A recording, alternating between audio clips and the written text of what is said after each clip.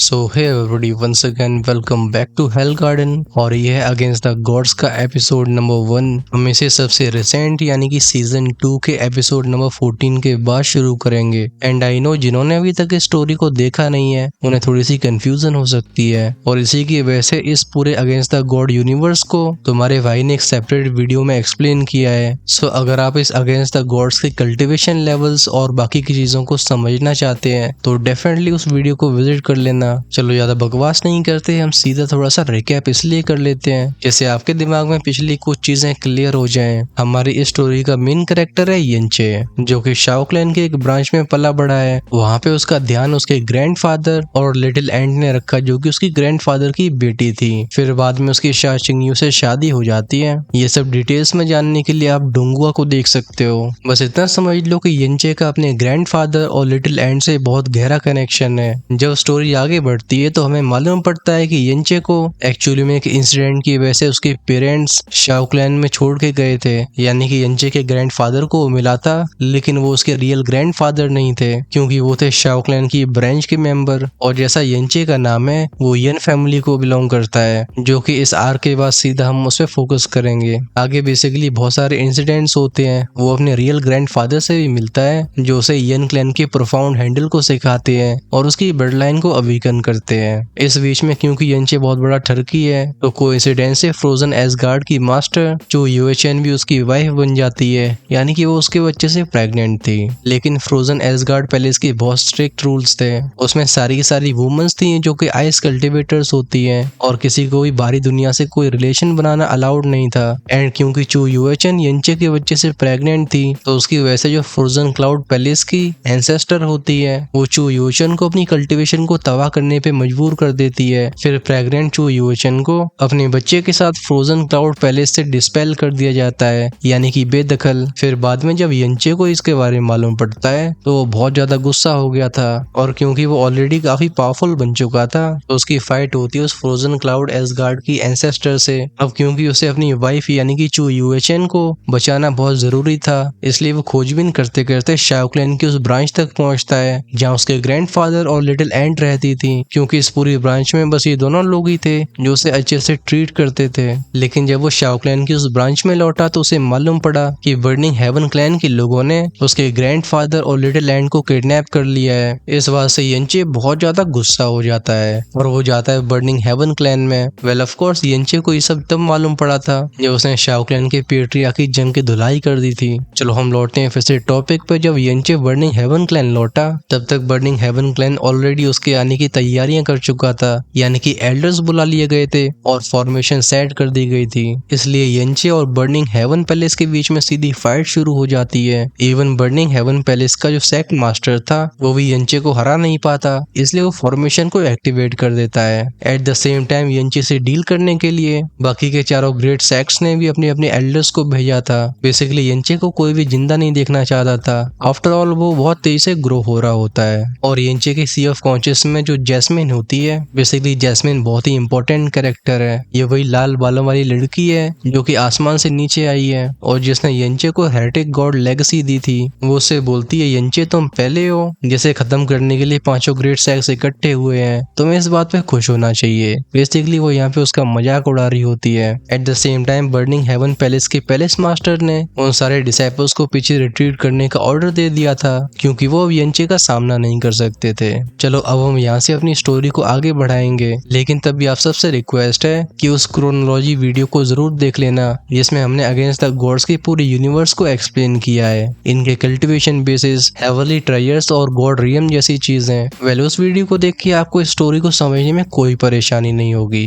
So do watch it. Now let's start. Basically सारे ordinary burning haven clan के disciples already पीछे हट चुके होते हैं, क्योंकि सब जानते थे कि अगर वो आगे भी गए तभी वो अपनी जान को फेंकने जैसा होगा। इस पर येंचे को जिन लोगों ने घेर रखा था वो सभी मिडिल रैंक अर्थ प्रोफाउंड रियल में होते हैं, लेकिन इन सब के अटैक्स मिलके भी येंचे का कुछ बिगाड़ नहीं पा रहे थे। येंचे की हैवी सोर्ड इनको बटर की तरह चीरती हुई चली जाती है और ऐसे कई ग्रुप्स डिस्ट्रॉय हो चुके थे। इन सब का अपनी जानों को गंवाने का सबसे बड़ा इम्पैक्ट बस इतना सा था कि वो येंचे को आगे बढ़ने से थोड़ा सा डिले कर पा रहे थे। वहीं पर येंचे को अपनी हैवी सोर्ड को घुमाते हुए बस 15 मिनट निकले होते हैं, लेकिन बर्निंग हेवन क्लैन के अंदर वो डेड बॉडी चारों तरफ बिखरी होती होती हैं। जो बर्निंग हेवन क्लैन के ऑर्डिनरी प्रोफाउंड प्रैक्टिशनर्स थे, उनकी आंखों में ये जगह बहुत ही प्रेस्टिजियस होती है, लेकिन आज वही बर्निंग हेवन क्लैन येंचे के हाथों से बहुत ही कम समय में पूरी तरीके से मैस में बदल चुका था। हर तरफ डर फैला होता है, जगह जगह से चीखों की आवाजें गूंज रही थी।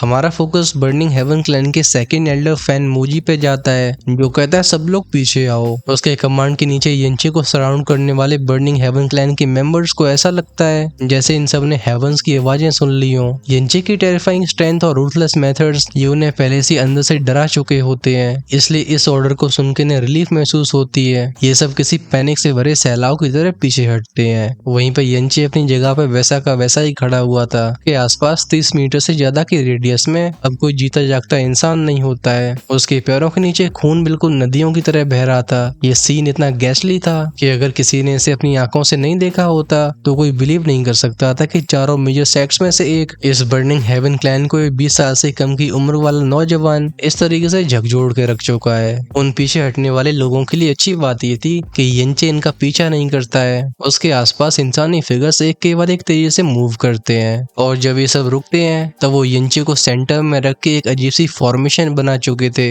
ये टोटल 30 के करीब लोग होंगे। इन सब में जिसकी सबसे कम उम्र भी थी वो भी करीब 40 साल का रहा होगा। येंची के सबसे पास खड़े 9 लोग उसके चारों तरफ 9 अलग अलग पोजीशंस में इवनली स्टैंड खड़े हो रहे होते हैं, और इनके पीछे होते हैं बाकी के 21 जो अनइवन तरीके से डिस्ट्रीब्यूटेड थे। इन दोनों के बीच में करीब 60 मीटर का गैप रहा होगा। इनके चेहरे पे एक्सप्रेशंस बहुत ग्रेव होते हैं। ये कंसंट्रेशन के साथ अपनी हैंडसीज को चेंज करते हैं लेकिन कदमों को नहीं बढ़ाते। Eight the same time in सभी के हाथों में अपीयर होते हैं बर्निंग हेवन ब्लेड। ये बर्निंग हेवन ब्लेड्स इन पे पर्पल कलर की फायर जल रही होती है। इसका मतलब था कि इन लोगों की प्रोफाउंड स्ट्रेंथ ये कम से कम स्काई प्रोफाउंड रियम तक की थी। उसी मोमेंट में येंचे के दिमाग में जैस्मिन की आवाज गूंजती है। जैस्मिन ग्रेव टोन में कहती है केयरफुल। ये सेम प्रोफाउंड आर्ट्स को एक्टिवेट करने वाले हैं जिससे इनकी पूरी पावर प्रोफाउंड फॉर्मेशन में ट्रांसफर हो सके। ये प्रोफाउंड फॉर्मेशन जो तुम्हारे सबसे करीब 9 लोग खड़े हैं अपनी सारी पावर को इनके अंदर कंसंट्रेट कर सकती है। और इतना ही नहीं, जिन 9 लोगों को ट्रांसफर्ड पावर मिल रही है वो फिक्स्ड नहीं है। जो भी तुम पे अटैक करेगा या जिसे तुम अटैक करोगे पावर उसी की बॉडी में किसी भी टाइम पे ट्रांसफर हो सकती है। इस प्रोफाउंड फॉर्मेशन की मैक्सिमम कैपेसिटी 30 लोगों की है। लोग 30 से कम हो सकते हैं लेकिन इससे ज्यादा नहीं, और अगर तुम इनमें से किसी को खत्म भी कर देते हो तो कोई दूसरा इसमें एंटर करके फॉर्मेशन को फिर से रिपेयर कर देगा। ये प्रोसेस तब तक चलती रहेगी जब तक ये तुम्हें कम्प्लीटली सप्रेस करके खत्म नहीं कर देते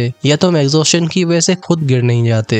येंचे चुपचाप से सुनता रहता है। जैस्मिन फिर से इंडिफरेंट वॉइस में कहती है इस सेक्ट के सारे स्काई प्रोफाउंड रियम के एक्सपर्ट्स शायद यहीं पे हैं। हम सिर्फ तुम्हें खत्म करने के लिए इतने सारे स्काई प्रोफाउंड प्रैक्टिशनर्स को मोबिलाइज करना। लगता है तुम सच में इस सेक्ट की हिस्ट्री के सबसे बड़े दुश्मन बन चुके हो। जैस्मिन की पूरी आवाज खत्म भी नहीं हो पाती तभी चे के आसपास जो 9 लोग खड़े हुए थे इनकी बॉडी में से शबू शबू की आवाजें के साथ निकलती हैं भयानक flames. Eight the same time इनका प्रोफाउंड एनर्जी ऑरा ये कई गुना इंक्रीज हो जाता है। चे अपनी भौहें को सिकोड़ लेता है। उसकी नजरें यहाँ मौजूद सबके ऊपर से निकलती हैं और उसके पैरों के नीचे से हम एक विजुअल फ्लैशिंग फॉर्मेशन को देख सकते थे। इस पर येंचे को ऐसा लग रहा था जैसे एक भयानक प्रेशर उसे धरती में प्रेस करने की कोशिश कर रहा हो। बर्निंग हेवन क्लैन में एंटर करने के बाद ये पहली बार था जब येंचे को ऐसा थ्रेट महसूस हुआ था। मॉडल पार्टिंग हेवली पवेलियन के माउंटेन पास पे खड़ा वो फेंजू चैंग एक हल्की आवाज में कहता है 9 डिपर प्रोफाउंड फॉर्मेशन। चलो आपको थोड़ा फेंजू चैंग के बारे में बता देते हैं। ये जो फेंजू चैन है ये फोर्सफुली प्रिंसेस लेन यूरो से मैरिज करने की कोशिश कर रहा था, लेकिन तब तक लेन यूरो और येंचे के बीच में ऑलरेडी काफी कुछ हो चुका होता है। इसलिए एंड मोमेंट में आके जब येंचे उस मैरिज को कैंसिल करके बर्निंग हेवन क्लैन के उन एक्सपर्ट्स को खत्म कर देता है। बेसिकली बारात में आने वाले बर्निंग सेक्ट के सारे लोग, इनमें फेंजू चैंग के अलावा बस वो सेकंड एल्डर ही जिंदा रह गया था।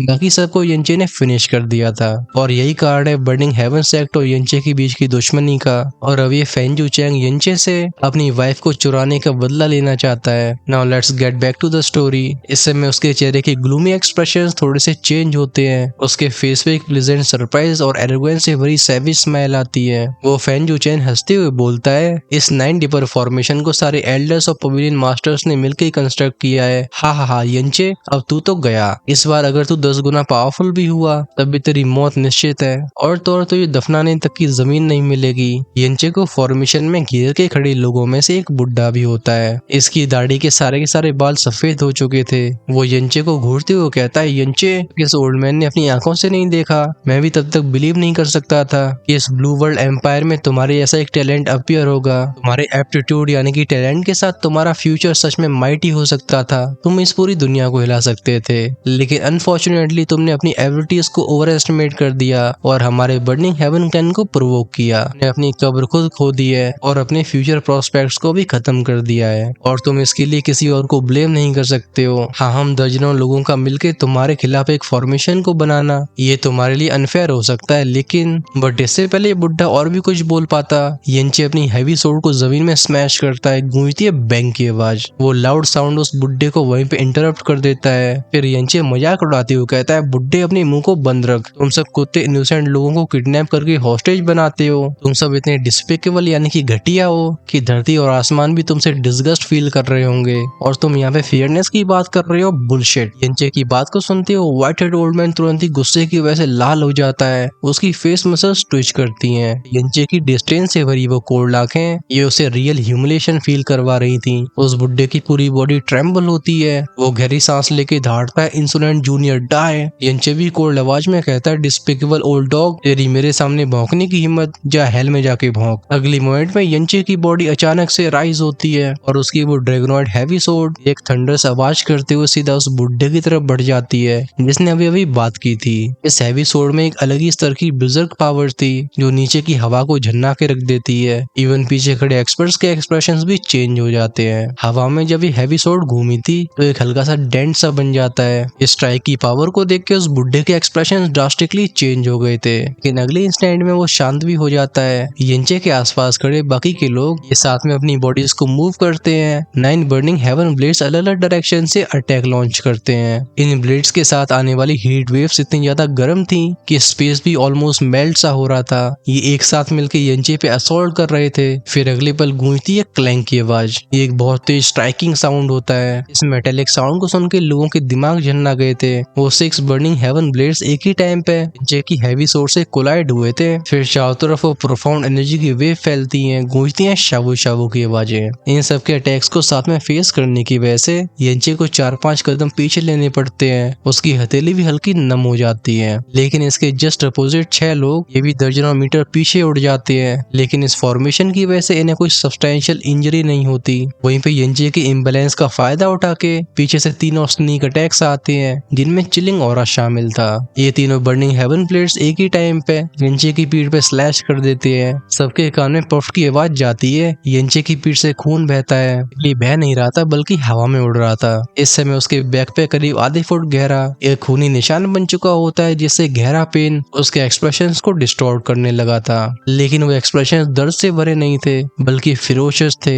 यंचे के मुंह से एक एक्सप्लोसिव हाउल की आवाज निकलती है। एट द सेम टाइम उसकी हैवी सोर्ड भी जैसे ड्रैगन की तरह धाड़ रही हो। वो बिना पीछे देखे काउंटर अटैक करता है। तो सुनाई देती एक बहुत तेज बैंग की साउंड। ये अटैक इतना हैवी था कि तीनों अटैकर्स के हाथों से के बर्निंग हेवन ब्लेड्स दूर चले जाते हैं। जिन 3 बर्निंग हेवन क्लैन के एल्डर्स ने यंचे को इंजर्ड किया था, हम अभी इन सबको जमीन से घिसटते हुए देखते हैं। हालांकि पहले 6 लोगों के कंबाइंड अटैक्स को उसने कैजुअली ऑफसाइड कर दिया था, लेकिन पीछे से आए तीनों स्नीक अटैक्स ने उसे घायल कर दिया होता है, और इसे कोई लाइट इंजरी भी नहीं कहा जा सकता था। यंचे की भौहें सिकुड़ जाती हैं। उसकी पूरी बॉडी से प्रोफाउंड एनर्जी बॉयल होने लगती है। लगता है बैटल फॉर्मेशन उसकी इमेजिनेशन से भी ज्यादा स्ट्रॉन्ग थी। जब यंचे हल्का सा शॉक था तो बर्निंग हेवन क्लैन के एल्डर्स उससे भी ज्यादा शॉक फील कर रहे होते हैं कि इन्होंने एक ही एक्सचेंज में यंचे को इंजर्ड कर दिया है, लेकिन तब भी 6 लोगों के कंबाइंड अटैक्स भी उसके ऊपर कोई अपर हैंड हासिल नहीं कर पाए थे। उल्टा वो यंचे के अटैक की वजह से दूर ब्लास्ट हो गए, और जिन 3 लोगों की ब्लेड स्ट्राइक्स में उनकी पूरी स्ट्रेंथ भरी हुई थी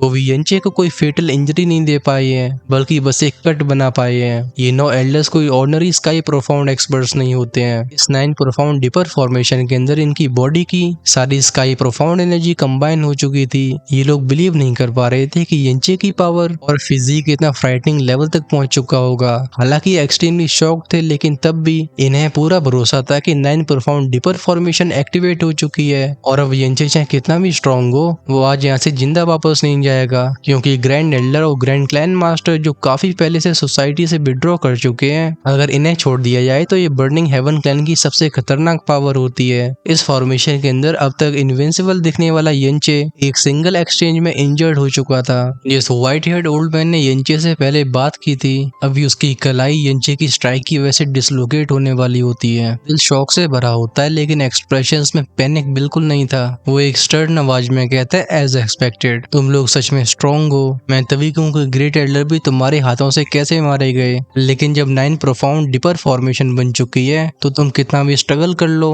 अब तुम्हारी डेथ अनअवॉइडेबल है। अगले पल वो 9 लोग साथ में आगे बढ़ते हैं। इतनी जोशिंग साउंड्स। इन सब के हाथ में जो ब्लेड्स थे, इनमें से पर्पलिश कलर के फ्लेम ड्रैगन्स निकलते हैं और इन सब का निशाना था यंचे। यंचे भी धाड़ के बोलता है, जो मरने वाले हैं वो तुम। वो अपनी जगह पे खड़ा रहता है। हेवी सोर्ड की पावर मैडनेस के साथ रिलीज होती है। सुनाई देती है थ्रमिंग की साउंड्स। फाइनली यंचे की हैंड ग्रिप टाइट होती है। टेक्निक का नाम था एक्सप्लोसिव ओवरलॉर्ड फ्यूरी। ये स्ट्राइक सीधा 9 लोगों की तरफ स्लैश हो गई थी। वो प्रोफाउंड एनर्जी पहले ही हवा में ब्लास्ट कर देती है। सुनाई देती है बूम बूम बूम की आवाजें। उन पर्पलिश फ्लेम से पूरा आसमान भर जाता है। आसपास के 30 मीटर के दायरे की जमीन ये पूरी तरह से फ्लैट हो चुकी थी। अब तक चारों तरफ बिखरी हुई वो डेड बॉडीज ये बिल्कुल पत्तों की तरह उड़ती हुई दिखाई देती है। हैवी सोर्ड का एटीट्यूड इतना टायरेनिकल था। खैर यंचे भले ही होल्ड बैक ना कर रहा हो, लेकिन ये 9 लोग ये एक्चुअली में स्काई प्रोफाउंड एक्सपर्ट्स होते हैं, जिन्होंने अपनी पावर को कंबाइन कर रखा था और इन्हें पीछे से 21 और लोग सपोर्ट कर रहे होते हैं। ये इस हिसाब से 1 अगेंस्ट 30 स्काई प्रोफाउंड एक्सपर्ट्स की डायरेक्ट कन्फ्रंटेशन थी। जो पिछले अटैक में एक्सप्लोजन हुआ था, इसने सारे के सारे एल्डर्स को दूर ब्लास्ट कर दिया होता है। वहीं पे यंची अपनी जगह से हिलता तक नहीं, लेकिन जब हम उसकी तरफ ध्यान से देखते हैं तो उसके मुंह के किनारे से वो एक खून की धार को रोक रहा होता है। ये अटैक यंचे को इंटरनल इंजरी दे चुका था।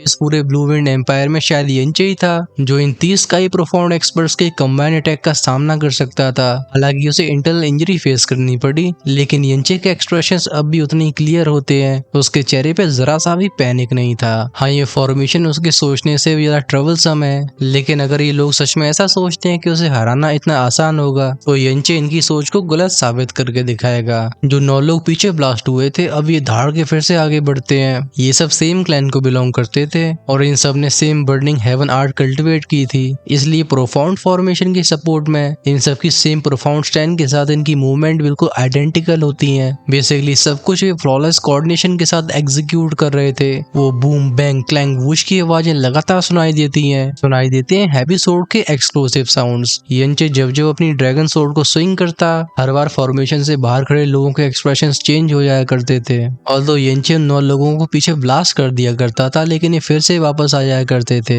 इन सब के अंदर इकट्ठा होता है वो हॉट पर्पल ब्लेज, यानी कि वो फायर पावर। फिर ये फॉर्मेशन के बीच में यंचे को धीरे धीरे सील करने लगते हैं। बर्निंग हेवन क्लैन की हजारों सालों की हिस्ट्री का नंबर 1 बैटल फॉर्मेशन। इस 9 प्रोफाउंड डीपर फॉर्मेशन की माइट को कोई भी हल्के में नहीं ले सकता था। यंचे ग्रेजुअली रियलाइज करता है कि अब उसे एडवांटेज को हासिल करने का मौका बहुत कम मिल रहा है, और दूसरी तरफ वो फैन डुअन हन, जो कि बर्निंग हेवन पैलेस का पैलेस मास्टर होता है, उसके एक्सप्रेशंस थोड़े से नॉर्मल होने लगते हैं। ये कुछ और समय के बाद की बात थी, जब यंचे के कंधे से पफ के साउंड साथ एक और अटैक टकराया था। इस बार ये घाव इतना डीप था कि उसकी हड्डियां तक दिखाई देती हैं। उस दर्द की वजह से यंचे का फेरोशियस नेचर अचानक से एक्सप्लोड होता है। वो रॉर की साउंड गूंजती है। उसकी हैवी सोर्ड एक गुस्सेल ड्रैगन की तरह सीधा एक बर्निंग हेवन एल्डर की तरफ चॉप होती है। यंचिंग धारता है, falling moon, sinking star, die. Although इस हैवी सोर्ड के सामने वो एल्डर्स अपनी ब्लेजिंग ब्लेड्स को आगे रखने की कोशिश करते हैं, लेकिन इनकी वो तलवारें तुरंत ही शैटर हो जाती हैं।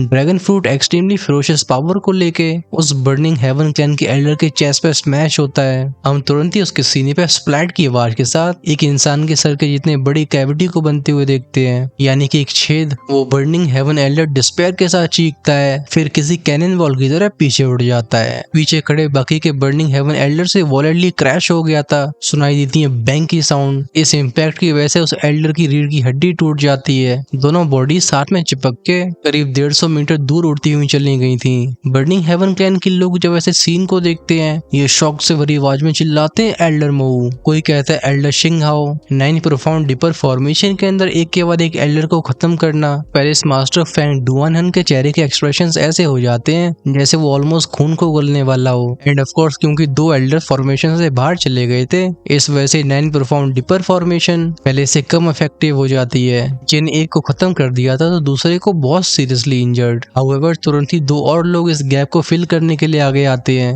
ये फिर से प्रोफाउंड फॉर्मेशन का कोर बन जाते हैं। फॉर्मेशन के बाहर बाकी के स्काई प्रोफाउंड एक्सपर्ट्स ये भी किसी किसी भी समय ज्वाइन करने के लिए तैयार थे। 9 प्रोफाउंड डिपर फॉर्मेशन अब भी 30 लोगों को मेंटेन कर रही थी।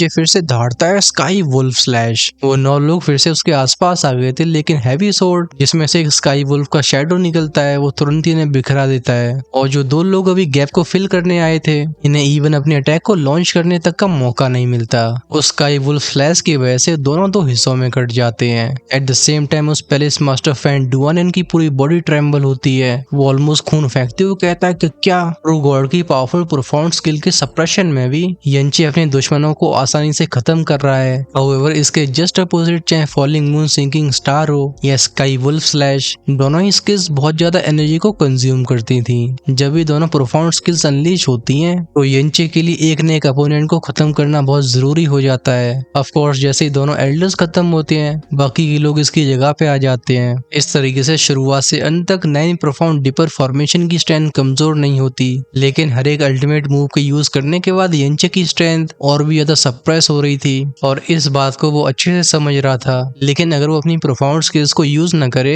तब भी उसकी हैवी सोर्ड का हर एक स्मैश ये बहुत टेरिफाइंग है। हालांकि यंचे को एनसर्कल करने वाले वो 9 लोग ये हल्का सा अपर हैंड हासिल कर रहे थे, तब भी अपने जैसे बाकी के एल्डर्स को मरते हुए देख के इन सब का दिल डिस्पेयर से भरने लगता है। इनके दिल में डर था। जब यंचे की हैवी सोर्ड इनकी तरफ असॉल्ट करती है तो इन्हें वो ड्रेड फील होता है, जो बहुत बुरे सपने से भी ज्यादा टेरिफाइंग था। वो हैवी सोर्ड जिसे ड्रैगन फोल्ड कहा जा रहा है वो भी यंचे के हाथ में थी और इसका वजन लगभग 10,000 किलो से ज्यादा था। इसलिए नेचुरल सी बात थी कि यंचे को इसे नेचुरली मूव करने में थोड़ी परेशानी तो होती ही है। ऊपर से उसके आसपास सारे दुश्मन प्रोफाउंड फ्लोटिंग टेक्निक का यूज कर रहे थे, जबकि यंचे कर नहीं सकता था। वो इसी वजह से 9 लोगों की जॉइंट एंटेंगलमेंट से एस्केप नहीं कर पाता है। उसके शरीर के घाव बढ़ते रहते हैं और वो बड़ी मार्क्स बन जाते हैं, लेकिन शुरुआत से अब तक यंचे बिल्कुल कोलैप्स नहीं हुआ था। इसके अपोजिट उसे घेरने वालों की एक केवल एक मौतें होती रहती हैं। अब यंचे जब जब अपनी सोर्ड को स्लैश करता था, कम से कम एक बंदा कॉर्प्स बन जाया करता था, यानी कि खत्म। हमारा ये समझना जरूरी है कि कैजुअलिटीज नॉर्मल डिसाइपल नहीं होते, बल्कि ये सभी बर्निंग हेवन क्लैन के एल्डर्स थे और पावरफुल पवेलियन मास्टर लेवल के लोग। जब इनमें से कोई मरता था तो पैलेस मास्टर फैन डुआनन का दिल बहुत तेजी से शडर करता था। जब फैन डुआनन छठे बंदे को मरते हुए देखता है तो उसका शरीर ऐसे लड़खड़ाता है जैसे उसे चक्कर आ रहे हो। वो सीधा अपने घुटनों पे आ जाता है। अब तक ग्रेट एल्डर को मिला के बर्निंग हेवन क्लैन ने मोस्ट 15 स्काई प्रोफाउंड एक्सपर्ट्स को यंचे के हाथों से खो दिया है। अगर बर्निंग हेवन क्लैन अपने 15 ऑर्डिनरी डिसाइपल्स को लूज करता, जो कि इवन लेट से अर्थ प्रोफाउंड रीजन तक हो सकते थे, तो ये लॉस बर्निंग हेवन क्लैन के लिए बहुत मैटर नहीं करता था। लेकिन ऐसे 15 एल्डर्स और पवेलियन मास्टर्स को लूज करना ये बर्निंग हेवन क्लैन के ऊपर एक्सट्रीमली हैवी इम्पैक्ट डालेगा। हालांकि बर्निंग हेवन क्लैन चारों मेजर सेक्ट में से लास्ट रैंक पे था, लेकिन ये हमेशा से कॉन्फिडेंट रहते थे कि इनकी कॉम्प्रहेंसिव पावर ये फ्रोजन क्लाउड एसगार्ड पैलेस या शाओ सेक्ट से बिल्कुल कमजोर नहीं है। लेकिन ऐसे 15 स्काई प्रोफाउंड एक्सपर्ट्स को लूज करने के बाद बर्निंग हेवन सेक्ट के पास शाओ सेक्ट और फ्रोजन क्लाउड एसगार्ड के साथ बराबर पे बैठने की क्वालिफिकेशन नहीं रह गई थी। इवन अगर आज वो यंचे को सक्सेसफुली खत्म भी कर देते हैं, तब भी ऐसे इनॉर्मस लॉस को रिकवर करना पॉसिबल नहीं है। और इससे भी आश्चर्यजनक बात ये थी कि यंचे ने सब अकेले किया था। फैन डुआनन अपनी दांती मीस लेता है, अपनी फिस्ट को इतनी टाइटली क्लेंच करता है कि उसकी उंगलियां सफेद पड़ जाती हैं। अब उसे और भी ज्यादा फील हो रहा था कि यंचे को बार बार प्रोवोक करना ये बर्निंग हेवन क्लैन की हिस्ट्री का सबसे बड़ा नाइटमेयर रहा है। अगर उसे फिर से चुनने का मौका दोबारा दिया जाए तो वो डेफिनेटली फैन जूचेंग और फैन जुएवी को रैंकिंग टूर्नामेंट में जाने नहीं देगा, जैसे वो यंचे को प्रोवोक कर सके। वहीं पे जब बाद में एल्डर काउंसिल ने मिलकर यंचे को असैसिनेट करने की कोशिश की तो फैन डुआनन अपनी पूरी पावर में उन्हें रोकने की कोशिश करता, लेकिन लगता है वो उसे दोबारा मौका नहीं मिलने वाला था। और ऊपर से उसे ऐसा लग रहा था कि इस यंचे की लिमिट इससे कई ज्यादा है। फैन डुआनन ने ओरिजिनली सोचा था कि यंचे की प्रोफाउंड स्ट्रेंथ सिर्फ अर्थ प्रोफाउंड रियल में है, इसलिए उसकी इंड्योरेंस धीरे धीरे वीक हो जाएगी, खासकर जब वो ऐसे हैवी सोर्ड वेपन का इस्तेमाल कर रहा हो। लेकिन उसने एक्सपेक्ट नहीं किया था कि वी का यंचे वो इतने सारे घाव से ढकने के बावजूद भी किसी भी तरीके से डिफीट स्वीकार करने को तैयार नहीं है। हालांकि 9 लोग मिलकर उसके ऊपर लगातार अटैक कर रहे थे, लेकिन वो उसे कम्प्लीटली सप्रेस नहीं कर पाते। मॉर्टल पार्टिंग हेवनली पवेलियन ये बर्निंग हेवन क्लैन की हाईएस्ट लोकेशन थी और वहां से बर्निंग हेवन क्लैन का हर एक चप्पा चप्पा दिखता था। शाओ लिंगशी अभी विंडो पे खड़ी होती है, वो नीचे क्लियरली देख पा रही थी। जिस मोमेंट से यंची अपीयर हुआ उसी मोमेंट से उसकी नजरें यंची के ऊपर फिक्स्ड हो चुकी थी और उसके बाद वो अपनी नजरों को हटा नहीं पाई। वो उसकी धाड़ें सुनती है, उसकी हैवी स्वॉर्ड को घूमते हुए देखती है। उसने जिस तरीके से बर्निंग हेवन क्लैन के लोगों का सामना किया वो देखती है उसने कैसे खून की नदियां बहाई। शाओलिंग अपने होठों को बाइट करती है। इस समय उसका शरीर अनकंट्रोलेबली कांप रहा था। उसकी आंखों में एक हेजी ड्रीमी लाइट शिमर होती है। शाओलिंग कांपती हुई आवाज में कहती है शाओचे शाओचे। वो यिनचे को देख के बिलीव नहीं कर पा रही थी कि ये वही शाओचे है जो उसके साथ ग्रो हुआ है, जिसे हमेशा उसकी केयर और प्रोटेक्शन की जरूरत रहती थी। हमारा फोकस फिर से यिनचे पे जाता है जो फ्यूरियसली दौड़ता है और स्कॉचिंग डीमन लोटस उसकी बॉडी को सेंटर बना के बूम की आवाज के साथ एक फायर लोटस एक्सप्लोड होता है। इसकी टेरिफाइंग रिपल्स चारों तरफ फैलने लगती हैं और फॉर्मेशन के अंदर मौजूद लोग दौड़ते हैं इसे रोको। बेसिकली जिस पल ये फिनिश डीमन लोटस अपीयर हुआ था उसी इंस्टेंट में इन सबको एक अलग ही सप्रेशन फील होता है। महसूस करते हैं उन हीट वेव्स को जो इतनी टेरिफाइंग थी कि इनकी इमेजिनेशन के बाहर होती हैं। वो 9 लोग तेजी से चिल्लाते हैं फिर साथ में कदम बढ़ा देते हैं। ये अपनी सारी प्रोफाउंड एनर्जी को मैडनेस के साथ इकट्ठा कर रहे थे जिससे उन खिलने वाली लाल रंग की पेटल्स को रोका जा सके। Star scorching demon lotus in सब एल्डर्स के विरोध की वजह से इसकी खुलने की स्पीड कम हो जाती है, but at the same time ये 9 लोग बहुत बुरी तरीके से कांपते हैं। ये दांती मीस के अपनी पावर को सप्लाई करते हैं जिससे एक्चुअली में लोटस ब्लूम होना बंद हो जाता है। करीब 10 सेकंड्स तक ये पूरा मामला स्टेलमेट में था, यानी कि रिजल्ट साफ नहीं हो रहा था। फिर अचानक से रिप बैम बैम बैम की आवाजों के साथ वो फायर लोटस अचानक से एक्सप्लोड हो जाता है। चारों तरफ वो लोटस पेटल्स फैलती हैं जिनसे निकलने वाली हीट वेव्स उन 9 लोगों को दूर फेंक देती हैं। इन सबके बाल और कपड़े जलने लगते हैं, चेहरों से रंग उड़ जाते हैं और हथेलियां, इनकी चमड़ी बिल्कुल उधड़ सी गई थी। ये बहुत भयानक स्टेट में लग रहे थे। दूसरी तरफ यिनचे जिसने स्टार स्कॉचिंग डीमन लोटस को रिलीज किया था वो तुरंत ही अपनी बॉडी में स्ट्रॉन्ग वीकनेस महसूस करता है। उसका शरीर पीछे हटता है और वो अपने एक घुटने पे आ जाता है। मुंह से लगातार हाँफने की आवाजें निकल रही थी, माथे को पसीने ढक रखा था। एट द सेम टाइम उसकी पूरी बॉडी खूनी घाव से ढकी होती है। यिनचे क्लियरली एग्जॉस्टेड था, लेकिन 9 डीपर प्रोफाउंड फॉर्मेशन के नीचे वो अब तक लगातार रेस्ट कर रहा था और ऊपर से उसने 6 एल्डर्स को भी खत्म कर दिया। It was already a terrifying miracle. Of course जो उसके लिए मिरेकल था वो बर्निंग हेवन क्लैन के लिए एक ऐसा नाइटमेयर था जिसे वो जनरेशंस तक याद रखने वाले थे। और इसे इन सबको अच्छे से समझ में भी आ जाता है कि अगर ये 9 प्रोफाउंड डीपर फॉर्मेशन न होती तो इवन अगर सारे स्काई प्रोफाउंड एक्सपर्ट्स उसके ऊपर हमला भी कर देते तब भी वो शायद यिनचे के हाथों से मारे जाते। इस समय सेकंड एल्डर फैन मोजी ने अपने सीने को कवर कर रखा था। यिनचे की तरफ इशारा करके दौड़ता, यिनचे अब तेरी मौत सामने खड़ी हुई है, देखते हैं कि अब तेरा घमंड कहाँ जाता है। हालांकि फैन मोजी की आवाज कोल्ड और हार्श थी, लेकिन अभी उसके होठ कांप रहे होते हैं। यिनचे अपने सर को उठाता है, हाथ फिर से ग्रैब करते हैं हैवी सोर्ड को और होठों पे दिखाई देती है कोल्ड स्माइल। वो लो आवाज में कहता है, अगर ऐसी बात है तो आज मैं तुम्हारी बर्निंग हेवन क्लैन को जड़ से खत्म कर दूंगा। फिर सबके कानों में यिनचे की डेविल जैसी विशेष हंसी की आवाज सुनाई देती है जो बहुत ज्यादा खूनी थी। ये शब्द सबके लिए वेनमस कर्स जैसे थे, यहाँ तक कि बर्निंग हेवन क्लैन का वो इम्पोजिंग सेकंड एल्डर फान मोजी यिनचे के चेहरे की हंसी को देख के अनकंट्रोलेबली कांपने लगता है। उसके चेहरे की मसल्स ट्विच करती हैं।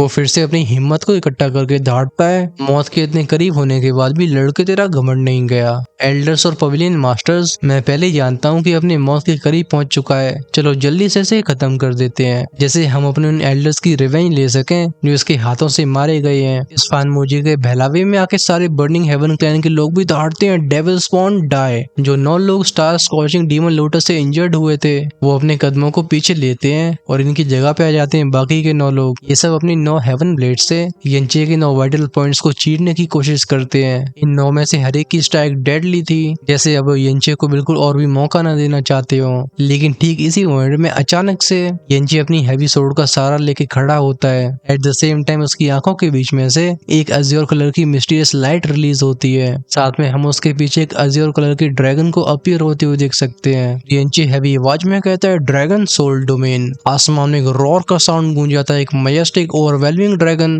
जो कि भले अपने फैंटम के फॉर्म में हो लेकिन तभी वो सबकी रूहों को हिला के रख देता है। ये पूरी जमीन कांप गई थी। उस ड्रैगन को देख के सबको ऐसा लग रहा था जैसे मौत इनके गले तक पहुंच गई हो। अब इस आने वाली मौत को कैसे संभालेंगे, वेल ये देखना काफी इंटरेस्टिंग होगा। और चलो हम इसके बारे में जानते हैं नेक्स्ट एपिसोड में। वो बेसिकली थोड़ा सा ड्रामा यानी कि इमोशन से भरा होने वाला है। साथ में हम देखेंगे heaven fire star burning formation, लेकिन वो भी बर्निंग हेवन क्लैन को बचा नहीं पाएगी। सो यह आपको ये एपिसोड कैसा लगा, do tell us in the comment section. और क्या तुम्हारे भाई को लगातार मानुआ की इन इमेजेस को यूज करना चाहिए या BTTH की जरिए अपनी इमेजिनेशन से पिक्चर्स को बनाया जाए। ऑफ कोर्स अगर आपके पास और भी कोई सजेशन हो तो उसे भी डेफिनेटली कमेंट सेक्शन में बताओ। कल आने वाला है द ग्रेट रूलर का एपिसोड, सो उसके लिए रेडी रहो। वहीं पे जो से आज शाम को देखना चाहते हैं वो डेफिनेटली हेल गार्डन की मेंबरशिप का हिस्सा बन सकते हैं, क्योंकि हम काफी जल्दी इमोर्टल एम्परर और इमोर्टल गॉड्स के अर्ली एक्सेस एपिसोड्स को भी रिलीज करेंगे। अगले 1 से 2 महीने में सिचुएशन चाहे कैसी भी हो और व्यूज चाहे कितने भी कम आए, लेकिन तुम्हारा भाई हार नहीं मानने वाला।